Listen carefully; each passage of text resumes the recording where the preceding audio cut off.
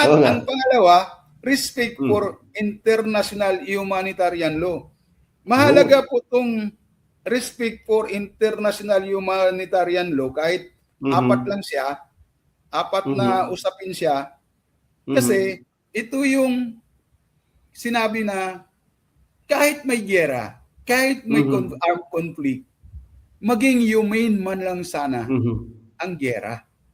Dahil mayroong international humanitarian law na pinagpirmahan o pinangakuan na ipapatupad ng dalawang parte, ng gobyerno at National Democratic Front of the Philippines. Mahalaga po yun.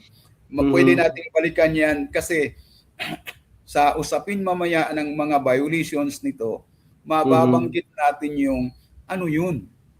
Ano yung dapat na hindi i-violate, hindi ilabagin dahil may agreement. Pero sa usapin na